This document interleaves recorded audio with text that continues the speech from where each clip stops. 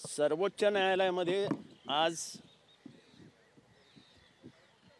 मोठी लढाई झाली। मला वाईट ह्या गोष्टीचं वाटतंय की अजित पवार गटाने जे वकील दिले होते ते वकील प्रयत्न करत होते की शरद पवार साहेबांना नावही मिळू नये त्यांच्या कार्यकर्त्यांना आणि त्यांना चिन्हही मिळू नये। याचा थोडक्यात अर्थ असा होतो की शरद पवारांना आता गाडूनच टाकायचं आहे। म्हणजे त्यांच्या भाषणात तर ते दिसतच आहे, पण आज त्यांच्या वकिलांनी इथे सांगितलं ते महत्त्वाचं आहे। आणि मग जज म्हणाले की असं कसं करता येईल लोकशाहीमध्ये? लोकशाहीमध्ये सिम्बॉल नाही, पक्षाला नाव नाही, तुमचं म्हणणं आहे असं आम्हाला करताच येणार नाही।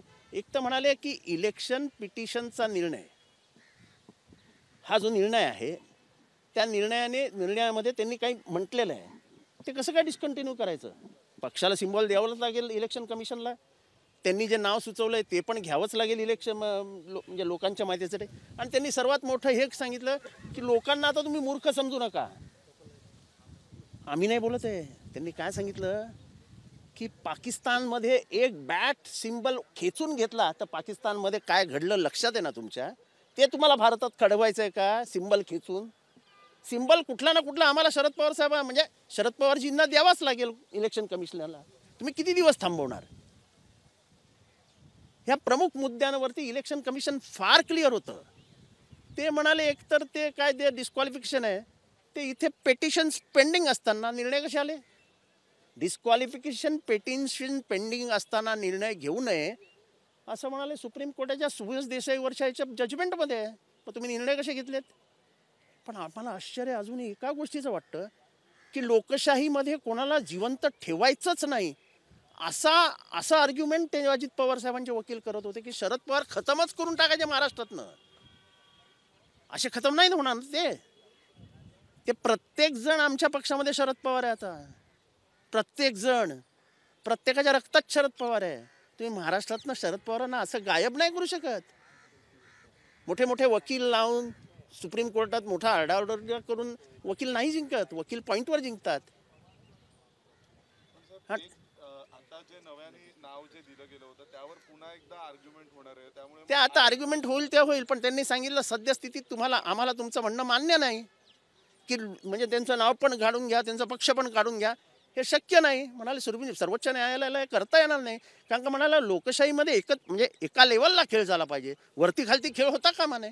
सर्वोच्च न्यायालयाने अजून एक असं म्हटलं की स्प्लिट काढून मर्जरची प्रोव्हिजन केली गेली, तर मग त्या सगळ्याचा उद्देश काय होता? मग आम्ही तेच सांगतो की सर्वोच्च न्यायालयाने खूप असं काही चांगलं सांगितलं, त्याच्यात त्यांनी लोकशाहीच्या परंपरा आणि मूल्य जपली पाहिजेत असे इशारे देखील दिले की म्हणाले मर्जरला मग अर्थच राहिला नाही। तुम्ही जरी म्हटलात की 90% जे खोटं बोलले ते की 90% आमदार आमच्या बाजूला आहे, ते खोटं आहे। 10th शेड्यूल काय म्हणतं की तुम्ही 2/3 जरी बाहेर पडलात तरी तुम्ही मर्ज झालं पाहिजे। हे कोणी बघतच नाही सध्या। आणि सर्वोच्च न्यायालयाने एका वाक्यात हे पकडलं की मर्जर कुठे गेलं तुमचं? म्हणजे 10th शेड्यूलच्या पार्ट म्हणजे धज्जा उडाला आहे हे सर्वोच्च न्यायालयाच्या लक्षात आलं आणि आम्ही नाही बोललो। त्यांच्या वकिलांशी जज आर्ग्यू करत होता की काय बोलताय तुम्ही हे? म्हणजे आज आम्हाला अतिशय आनंद होतो की लोकशाही मूल्यांचा जो आदर राखला गेला पाहिजे तो सर्वोच्च न्यायालयाने उचलून धरला। मी आज सर्वोच्च न्यायालयाच्या जजेसचा अत्यंत आभारी आहे। आम्हाला काय सिम्बॉल मिळेल देवास ठाऊक, आम्हाला नाव तर मिळालेलंच आहे, पण ते नाव पण काढून घ्या।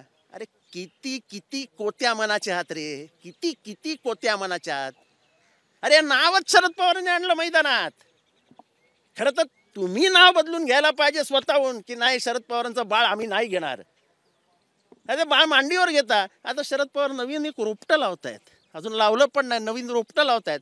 त्यांना ह्याची भीती आहे की हा रोपटं काही क्षणातच वटवृक्षात बदलेल। त्यांना शरद पवारांची ताकद माहिती आहे, त्यामुळे शरद पवारांचं नाव गायब करा, त्यांचा पक्ष गायब करा आणि त्यांना सिम्बॉलही म्हणून मिळू देऊ नका। आणि म्हणून त्यांनी इशारा दिला पाकिस्तानच्या राजकारणाचा की असं करू नका। पाकिस्तानमध्ये बॅट खेळून घेतली, काय झालं बघितलं ना म्हणाले। म्हणजे मला आश्चर्य वाटतं की महाराष्ट्राशी तुलना करताना त्यांनी अजित पवारांना हे सांगितलं की तुम्ही पाकिस्तानसारखं वागू नका। हे काढून घ्या ते काढून घ्या असं वागू नका. आणि त्यांनी शेवटी सांगितलं की वोटरला काय अधिकार आहे की नाही, तुम्हाला कशासाठी वोट केलं, तुम्ही गेले कुठे, हे काही स्वतःला म्हणजे वोटरला समजत नाही असं वाटतं का तुम्हाला. ते don't under estimate the voters हा शब्द मला खूप आवडला, की मतदारांना येड्यात काढू नका, त्यांना काही समजत नाही असं समजू नका. Don't under estimate the voters हे त्यांचं शेवटचं शब्द होतं. आणि यांनी खूप आर्ग्यू केला की नाही नाही हा निर्णय बदला, हे करा ते करा.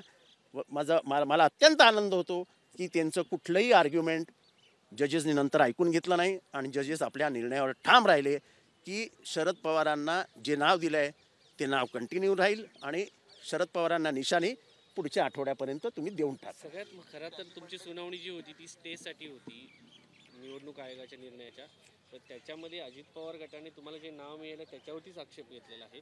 अटॅकिंग मोडवर करण्याचा प्रयत्न आहे. नाही नाही, असं आहे की ते घाबरतातच हो, ते घाबरतात. आता शिवसेना आणि शिवसेना उद्धव बाळासाहेब ठाकरे आहे ना, लढतायत ना दोघंही. पण अजित पवार असेच आहेत स्वभावाने, त्यांना कोणालाच काही द्यायचं नसतं. म्हणजे जो काकाच्या मरणाचं भाषण करू शकतो त्यांच्याबद्दल काय बोलावं आपण. त्यांनी म्हटलंय मग आता तुम्ही अप्लाय करू शकता नवीन चिन्हासाठी, तर कधीपर्यंत नाही, त्यांनीच सांगितलंय की 7 दिवसात त्यांना चिन्ह द्या. मग तुम्ही आता निवडणूक आयोगाकडे जाणार आहात नवीन चिन्ह? आता राजकीय जो हे आहे म्हणजे राजकीय जे काही लिगल प्रोसेसेस आहेत, आता हा सुप्रीम कोर्टाचा निर्णय आहे ना की तुम्ही 7 दिवसात जा. आम्हाला अपेक्षा आहे आता सर्वोच्च न्यायालयाचं निर्णयाचं पालन इलेक्शन आयोग करेल आणि लोकशाही जिवंत ठेवली पाहिजे ना. ज्या पद्धतीने यांच्या मागण्या आहेत त्या सरळ दर्शवतात की ह्यांना हुकुमशाहीतनं पुढे जायचं आहे. शरद पवारांना चिन्ह देऊ नका, शरद पवारांना पक्ष देऊ नका, म्हणजे शरद पवारांचं रेकग्निशनच महाराष्ट्रात काढत जा. शरद पवार हा चेहरा आहे आणि पुढचे 1000 वर्ष तो चेहरा महाराष्ट्राच्या भूमीवर राहणार आहे. कारण का ते निर्णयाने, त्यांच्या स्वभावाने, त्यांच्या लोकशाही मूल्यांचा आदर करण्यामुळे त्यांना ओळखलं जातं. त्यांनी कधीच नाही सांगितलं तुमच्याकडे NCP गेल्यावरती ते रडत बाहेर नाही आले की ह्यांना का दिलं म्हणून. शरद पवार म्हणजे त्यांनी असंही म्हटलं की हे नाव आमच्यासारखं आहे, राष्ट्रवादी काँग्रेस पक्ष शरदचंद्र पवार हे नाव आमच्यासारखं आहे. अहो पण म्हणजे त्यांना घाबरतात ना. आम्हाला सर्वोच्च इलेक्शन कमिशनने सांगितलं की तुम्ही नावं द्या. आम्ही नावं दिली, इलेक्शन कमिशनने आम्हाला नाव दिलं. पण माझा आक्षेप ह्याच्यावर आहे का हो, शिवसेना आणि शिवसेना उद्धव बाळासाहेब ठाकरे आहे ना महाराष्ट्रात, तुम्ही शरद पवारांना किती छळणार आहात, किती छळणार आहात. तरी सुद्धा कुठेतरी कोर्टाने पुढची सुनावणी ठेवली आहे या ते विषयावर. ठीक आहे ना, ती सुनावणीत होत राहील. पण त्यांनी प्राथमिक तर समजून घेतलं की लोकशाही मूल्यांची हत्या होते, शरद पवार साहेबांना सगळंच नाकारलं जात आहे आणि त्यांचं अस्तित्वच मिटवण्याचा प्रयत्न केला जातो, हे तर मान्य केलं कोर्टाने. माझ्या अंदाजाने हा सर्वात मोठा विजय आहे. आणि हा आमचा विजय नाही, हा पुढच्या येणाऱ्या अनेक वर्षांच्या जे पुढे काय मांडून ठेवलं आहे त्याचा विजय आहे की तुम्हाला लोकशाहीची हत्या करता येणार नाही. नवं नाव घेऊन तुम्ही आता कामाला लागणार आहात. आम्ही आधीच कामाला लागलो. आमचा चेहरा शरद पवार, आमचं चिन्ह शरद पवार, आमचा पक्ष शरद पवार, आमचं अस्तित्व शरद पवार आणि आमचं रक्त शरद पवार. ऐन निवडणुकीच्या तोंडावरती तुम्हाला लवकरात लवकर चिन्ह मिळू नये, नाव मिळू नये, हेच तर त्यांची प्रार्थना आहे की ऐन निवडणुकीच्या चिन्हा वेळेस ह्यांचं आणि तेच तो उदाहरण दिलं ना त्यांनी. पाकिस्तानचं उदाहरण कशासाठी दिलं की पाकिस्तानमध्ये ऐन निवडणुकीच्या वेळेला इम्रान खानचं सगळं काढून घेण्यात आलं, तरी इम्रान खानचे अपेक्ष उमेदवार हे सर्वात जास्त निवडून आले, ज्यांच्याकडे चिन्हच नव्हतं, कुठल्या वेगवेगळ्या चिन्हावर लढले. त्यांनी उदाहरण देताना सांगितलं आणि नाव पण वापरलं की पलीकडच्या बाजूला बॅट काढून घेतली तसं तुम्हाला करायचं आहे का. म्हणजे त्यांनी अजित पवार आणि कंपनीची मानसिकता ही पाकिस्तानमधल्या राज्यकर्त्यांसारखी आहे असं इशारा वजा सांगितलं. म्हणजे किती दुर्दैवी आहे की ज्या भूमीत डॉक्टर बाबासाहेब आंबेडकरांचं संविधान जन्माला आलं, जिथे लिहिलं गेलं त्या संविधानाचा म्हणजे फार लाथाडलं जात आहे असं एक सूचक इशारा त्यांनी दिला. आणि आम्हाला असं वाटतं इथे आनंदाची गोष्ट आहे. आणि त्यांनी सगळं आपल्या ज्युरिडिक्शनमध्ये घेतलं. त्यांना त्या ज्युरिडिक्शनवर पण ऑब्जेक्शन होतं. त्यांनी 10th शेड्यूलवर पण भाष्य केलं की म्हणजे कधीही कोणीही फुटेल आणि स्वतःचा पक्ष बनवेल. हे म्हणाले याला 10th शेड्यूल बनलं कशाला. अनेक गोष्टी बोलले. मला आज प्रचंड आनंद होतोय की अनेक दिवसानंतर लोकशाही मूल्यांची जी पाठराखण आज ज्या जजेस ज्या बेंचनी केली त्यांचा मी मनापासून आभारी आहे. सुप्रीम कोर्ट जे सांगू इच्छित होते ते लक्षात घेतील अजित पवार गट तुम्हाला? नाही, मला त्यांच्या काय क्षमता आहेत किंवा त्यांचं काय ते मला माहीत नाही, पण निदान महाराष्ट्राच्या जनतेला तरी मी सांगू इच्छितो की यांना शरद पवारांना संपवायचं आहे.